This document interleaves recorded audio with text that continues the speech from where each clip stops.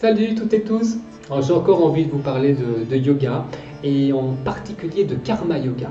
Ça, c'est un yoga qui mérite vraiment qu'on s'y intéresse et qui pourrait fort bien devenir votre pratique de demain ou de tout à l'heure et peut-être même de maintenant dès que vous aurez compris de quoi il s'agit. Le karma yoga, c'est un yoga que vous pouvez pratiquer partout, en tout temps et sans aucune forme de restriction. Alors vous avez été nombreux à me demander durant le confinement de réaliser des cours en ligne, de filmer ou de poster des séances de yoga. Certains m'ont demandé de bonnes adresses pour pratiquer sur le web ou bien des références de livres pour pratiquer seul. Alors ceux qui m'ont fait ces demandes savent que je n'y ai pas répondu et c'est une erreur parce que justement j'aurais dû enregistrer cette vidéo-ci il y a des semaines, en début de confinement, et vous proposer ces explications sur la pratique du karma yoga. Parce que pour ça, il n'y a besoin de rien. Il n'y a pas besoin d'un tapis, il n'y a pas besoin d'un zafou, il n'y a pas besoin d'un enseignant, il n'y a surtout pas besoin d'ailleurs de toutes ces choses-là. Alors, si il y a quelques années, vous m'aviez demandé ce qu'était le karma yoga, je vous aurais répondu avec assurance qu'il s'agissait de la pratique du service désintéressé, du bénévolat, faire des œuvres de bienfaisance, rendre service, travailler gratuitement pour les autres, ou pour un beau projet, ou pour une communauté, de préférence spirituelle, ou bien un organisme humanitaire. Alors peut-être qu'il s'agit là de karma yoga. On parle parfois aussi de seva. Seva, voilà un mot qui certainement n'est pas étranger à beaucoup d'entre vous. Peut-être que tout ça, c'est du karma yoga. Peut-être que vous faites de tout ça un yoga. Bon, d'accord, super. Mais peut-être pas. Mais ce n'est en tout cas pas ce dont on va parler maintenant et ce que je vous invite à découvrir aujourd'hui. Le karma yoga, littéralement, pour faire concis, on pourrait dire qu'il désigne le yoga de l'action, le yoga qui donne une texture à nos actes, à ce que l'on fait. C'est le yoga qui donne de la consistance à chacune de nos postures, à chacun de nos gestes. Bon, posture et gestes, ne voyez pas un tapis de yoga ou un truc comme ça. Voyez plutôt marcher, jardiner, s'occuper des enfants, préparer un repas, boire une tisane, faire ses courses, conduire sa voiture, regarder le lever du soleil, payer ses factures. Le karma yoga, c'est le yoga de la vie quotidienne. Or, c'est un yoga très ancien qui trouve ses fondements et puis est vraiment formalisé dans les enseignements de la Bhagavad Gita, donc le chant du bienheureux. La Bhagavad Gita, pour ceux qui ne le savent pas, c'est la partie centrale du Mahabharata, un poème épique fondamental dans l'hindouisme. C'est une épopée, c'est un texte en vers qui nous raconte une histoire et puis des actions héroïques. Et ces récits sont souvent considérés comme un abrégé de toute la doctrine védique. Et bien sûr, ces récits imprègnent la pensée indienne depuis plus de 2000 ans. Voilà le socle du karma yoga. Pas que du karma yoga, mais nous ici, c'est ce dont on va parler. Cette pratique du karma yoga, du yoga de l'action, du yoga de la vie quotidienne, est basée sur, écoutez bien, le détachement des fruits de l'action. Alors ça veut dire quoi? Le détachement des fruits de l'action. Nous avons tendance, nous sommes enclins, enfin pour la plupart d'entre nous, je l'espère, à chercher avant tout à produire de bonnes actions. Dans le karma yoga, le yoga de l'action, la question ne se pose pas de cette manière. Dans la pensée indienne, les bonnes actions vous enchaînent autant au monde que les mauvaises. Pour qui a des affinités avec la croyance au karma, donc et par voie de conséquence avec la croyance en la réincarnation, donc pour ceux d'entre vous qui pensent que la destinée d'un être conscient est déterminée par la totalité de ses actions passées, donc pour ceux qui croient au karma, effectivement, une bonne ou une mauvaise action, c'est pas la même chose. En gros, si vous faites de bonnes actions, ben, votre futur sera chouette. Si vous faites de mauvaises actions, vous bâtissez vous-même votre enfer. Le karma yoga n'est pas du tout établi sur cette manière de voir. La particularité de la pratique du karma yoga est dans la recherche d'actions qui ne vous enchaînent pas, qui ne vous lient pas, qui ne vous destinent pas à devoir faire l'expérience soit de la souffrance, soit de la félicité. Le karma yoga est basé sur le détachement des conséquences des actions, des fruits. Donc il est basé sur le détachement des conséquences des gestes que l'on pose, des choix que l'on fait. Et si on y regarde de près, cette recherche est très éloignée de notre posture habituelle. Y en a-t-il parmi vous, quand vous étiez jeune, hein, que l'on n'a pas encouragé à avoir de bonnes notes à l'école, cadeaux ou récompenses à la clé? Il faut réussir pour être quelqu'un, avoir un métier, une situation, des richesses qui sont garantes d'une vie confortable.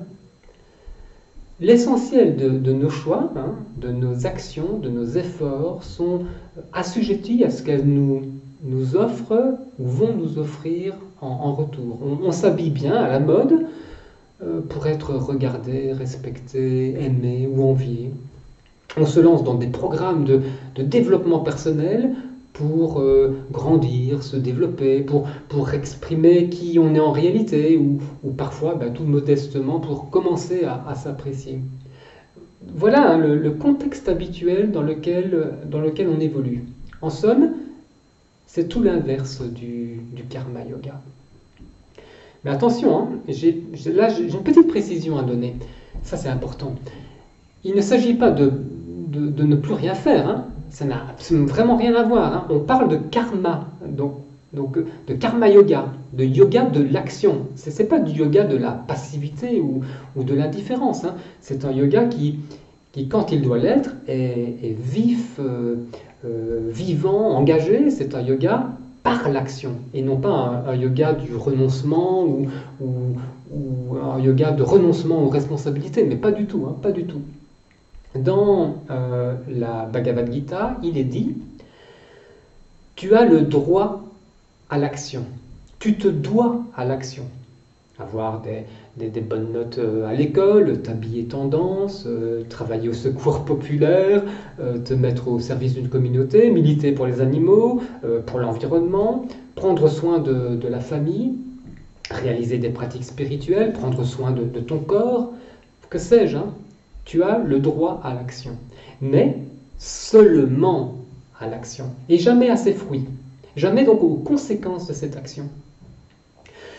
Que les fruits de ton action ne soient jamais ton mobile. Voilà ce qu'enseigne Krishna à Arjuna sur le champ de bataille dans la Bhagavad Gita. Écoutez ça. Ô Arjuna, reste immergé dans le yoga. Réalise toutes les actions. Ne t'attache pas à en recueillir les fruits. Sois indifférent au succès et à l'échec. Cette sérénité, c'est ce que l'on appelle yoga. C'est superbe ça. C'est vraiment des textes à lire, à découvrir déjà, à lire, à relire. Et c'est pas à l'école d'ailleurs qu'on va découvrir ça. Quoique, en ce qui me concerne, c'est à l'école, à la catéchèse proposée dès mon jeune âge, que j'ai certainement entendu pour la première fois ces paroles de l'Évangile qui nous enseignent, sur un ton très très similaire à ceci, avec cette couleur du karma yoga, donc, qui nous enseigne de ne pas s'inquiéter du lendemain, car le lendemain prendra soin de lui-même. C'est des paroles mais vraiment puissantes, que je ne comprends finalement qu'un tout petit peu maintenant. Le lendemain prendra soin de lui-même. Ça, c'est un enseignement, un conseil dont la profondeur et puis la nature radicale sont vraiment méconnues. Les enseignements du Karma Yoga sont fondamentalement libérateurs. Le premier effet de cette pratique, c'est de nous enlever le stress, quoi, la pression de nos vies modernes. Alors évidemment, il faut s'entraîner. Il faut s'entraîner, hein, ne pas s'attacher aux résultats de nos choix, de notre travail. Il faut s'exercer, quoi. D'ailleurs, je vous donnerai quelques pistes hein, tout à l'heure. Mais dès lors qu'on s'applique à cette façon de faire, on est libre. Libre, par exemple, du besoin que les choses soient ce que nous voudrions qu'elles soient. Et c'est exactement une profonde expression d'humilité. Hein. Le résultat final de notre travail ne nous appartient même pas. Nous acceptons les choses telles qu'elles se présentent, sans avoir à y greffer de l'autosatisfaction, de la réjouissance ou de la déception. Si tu pratiques le Karma Yoga petit à petit, tu vas changer ta manière d'agir, de penser, de vouloir, ton besoin obsessionnel d'arriver quelque part, d'atteindre quelque chose, ton désir de réussir va s'émousser. Et puis en miroir à ça, il y aura moins de pression, tu seras sans appréhension, sans craindre l'échec. En fait, en toute chose, tu seras indifférent au résultat. Quand tu pratiques ainsi, quand tu développes cette manière d'être, eh bien tu cultives une forme de sagesse. Et on pourrait dire que tous tes gestes, toutes tes actions sont brûlés au feu de cette sagesse qui émerge en toi. Puisque tu abandonnes toute pensée de résultat, que tu ne te laisses plus perturber par des désirs personnels ou des aversions, ben tu deviens imperturbable et parfaitement autonome. En fait, hein, pour paraphraser la Bhagavad Gita, tu deviens une personne qui ne fait rien du tout, même lorsque tu es pleinement engagé dans des actions. Tu deviens une personne sereine. Tu n'es plus attaché à cet impératif, à cette injonction de réaliser quelque chose ou de te réaliser. Au final, hein, tout ce que tu fais est une action de joie, un acte de joie sacrée. Ce qui est proposé hein, par le Karma Yoga, c'est de détourner ton regard de la destination pour, au contraire, hein, te concentrer uniquement sur le voyage, sur le moment présent, sur le chemin que tu empruntes. Et en t'appliquant à cet exercice, évidemment que tu sentiras les fleurs au bord du chemin, que tu goûteras la caresse du soleil, que tu entendras le chant des oiseaux, tu seras conscient de la beauté et puis du miracle de la vie qui sont révélés partout autour de toi. Par la pratique du Karma Yoga, tout ce que tu fais, tout ce que tu vis est un acte de joie sacrée. Alors, tu veux pratiquer le Karma Yoga? Par où commencer? Que faire? Là, tu l'as compris, hein? Il n'y a rien à faire de particulier. Concrètement, il n'y a rien à entreprendre. Tu gardes juste les activités de ton quotidien, telles qu'elles sont. Pourtant, tout est à transformer. Parce que vivre en conscience, ben ça s'apprend, et c'est ça qui va faire la différence. Et c'est ça qui va t'indiquer que tu rentres dans la pratique. C'est la façon avec laquelle tu vas dorénavant effectuer les gestes et le travail que tu as coutume de réaliser.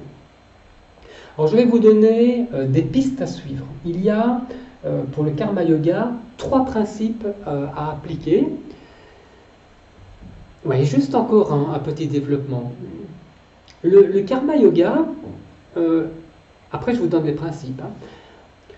Le Karma Yoga s'appuie sur la constatation qu'en tant qu'humain, il n'est pas possible d'échapper à l'action.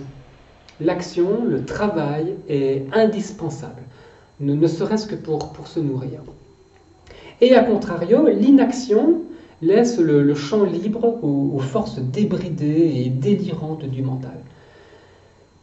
Bon, là, quand même, il y aurait des précisions à apporter, parce que c'est vrai que de nombreux enseignements et puis des textes classiques parlent de cultiver l'inaction, mais dans ces cas particuliers, il faut comprendre que ce qui est valorisé, c'est le fait de rester non agissant, non impliqué au cœur même de l'action. Bon, passons. Dans le karma yoga, l'outil, c'est l'action, le travail. Ce yoga, mais contrairement à celui qu'on pratique sur le tapis, sur le zafu, dans cette salle, ce yoga, le karma yoga, donne la possibilité de développer sa conscience et d'approfondir sa perception tout en agissant dans le monde. Et en ce sens, on est dans les fondements du yoga. On touche ce yoga authentique qui utilise toute l'étendue de la vie comme une opportunité de changement. Il s'agit là d'une sadhana, d'une discipline complète, permanente. Complète et permanente parce qu'elle transforme les actions et les gestes les plus anodins du quotidien. Et pour le coup, on plonge tête baissée dans sa vie, plutôt que d'essayer de la fuir ou de vouloir l'échanger contre une autre vie. Bon, là, j'ai encore fait quelques détours, mais concrètement, voilà, 3 principes à suivre. Le premier, je l'ai déjà bien développé. Il te faut méditer sur tes motivations. Tes activités doivent être désintéressées. Est-ce le cas ? Certaines le sont, certainement, d'autres probablement pas. Et interroge-toi, comment peux-tu transformer ta relation avec telle ou telle activité qui n'est pas désintéressée, qui te met dans l'attente d'un certain résultat, argent, satisfaction, considération, reconnaissance, félicitations, promotion. Pourquoi fais-tu ceci ou ça ? Il y a là vraiment un grand débroussaillage à faire. Quelle gratification, quel profit penses-tu retirer de ce que tu fais au niveau matériel, affectif, intellectuel ? Rien que méditer sur cet aspect, prendre conscience de nos attentes, de la subtilité de nos attentes parfois, rien que lever ces voiles a déjà un grand pouvoir transformateur. Ça, c'était le premier principe, la première chose à faire. Deuxième principe, le karma yoga suppose de rechercher la perfection dans chaque activité. Le concept de perfection est évidemment subjectif, mais ce principe signifie que l'on investit au mieux ses capacités personnelles dans tout ce que l'on entreprend. Chaque action est réalisée dans le plus parfait, le plus grand accomplissement. On donne le meilleur de soi, ok ? Ni plus ni moins. Si c'est vraiment le meilleur, de toute façon, il n'y a de toute façon pas de plus. Troisième principe, le karma yoga demande de garder une conscience permanente de soi-même en train d'agir. Alors ça veut dire quoi ? Ça veut dire qu'on est centré sur l'action en cours. Quand on marche, on sait qu'on marche. On ressent qu'on marche. Quand on boit, on sait qu'on boit. On goûte ce que l'on boit. En fait, on adopte une attitude de témoin. On développe une sorte de double conscience. Vous voyez, quand on parle, on sait qu'on est en train de parler. On s'entend parler. On est conscient de ce que l'on dit. On parle, on cuisine, on conduit sa voiture, et on est témoin, on est observateur de toutes ces choses qui sont réalisées, de tous ces gestes qui sont réalisés. Juste observateur, sans porter de jugement de valeur sur l'action en elle-même, sans interprétation des résultats éventuels, évidemment. Donc le karma yoga est une action consciente. Alors ça demande de l'entraînement. Peut-être même que ça demande quelques outils si on souhaite vraiment maintenir une telle prise de conscience dans le tourbillon de la vie.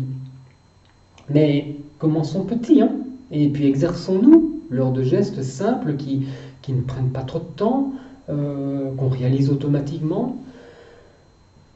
Et et surtout sur des gestes qui ne sont pas émotionnellement ou intellectuellement chargés. Voyons par exemple s'il nous est possible de pratiquer comme ça quand on se sert une tasse de tisane, quand on mange un fruit, quand on fait la vaisselle.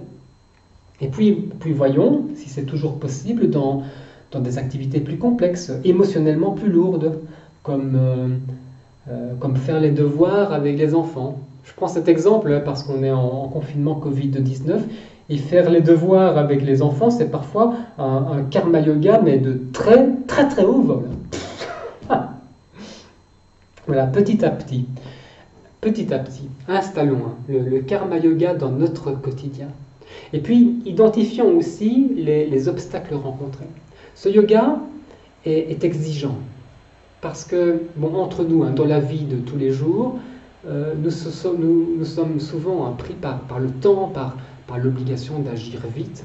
Donc ce sentiment d'avoir à parachever une action et de passer à une autre, terminer un travail pour ensuite pouvoir se détendre, passer de l'obligation au plaisir, ça c'est vraiment notre manière de faire.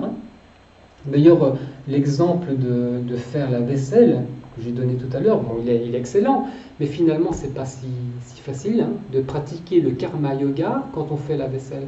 Parce que, bon là je parle pour moi, mais en faisant la vaisselle, je suis toujours dans l'expectative de cette autre chose que j'ai vraiment envie de faire, qui n'est pas la vaisselle, et que je vais faire juste après, quand la vaisselle sera terminée. Tout ça, ce sont des habitudes, des tendances, des empreintes profondes que l'on s'impose et puis qui nous sont imposées par la société. Et puis, ce qui est clair, c'est que les actions de la vie sont pour la plupart dirigées vers l'obtention d'un gain, dictées par un objectif particulier. Le caractère désintéressé de l'activité est une condition, mais vraiment difficile à réaliser, par exemple dans le cadre de la vie professionnelle. Donc, commençons petit, avec des choses simples, avec des gestes simples, et puis grandissons au fil de notre expérience. Bon, ça c'était pour le troisième principe. Je vous rappelle les trois principes. Méditer sur nos motivations, pour identifier celles qui sont assujetties à un désir quelconque. Toujours faire de son mieux, et puis s'observer dans l'action, être un témoin attentif de ce qui est réalisé. Bon, ça c'est comme ça. On se retrouve bientôt. Pensez à vous abonner à la chaîne si ce n'est pas encore le cas. Partagez les vidéos. N'hésitez pas à me poser des questions au besoin. Moi je pense bien à vous. Prenez soin de vous. Bisous.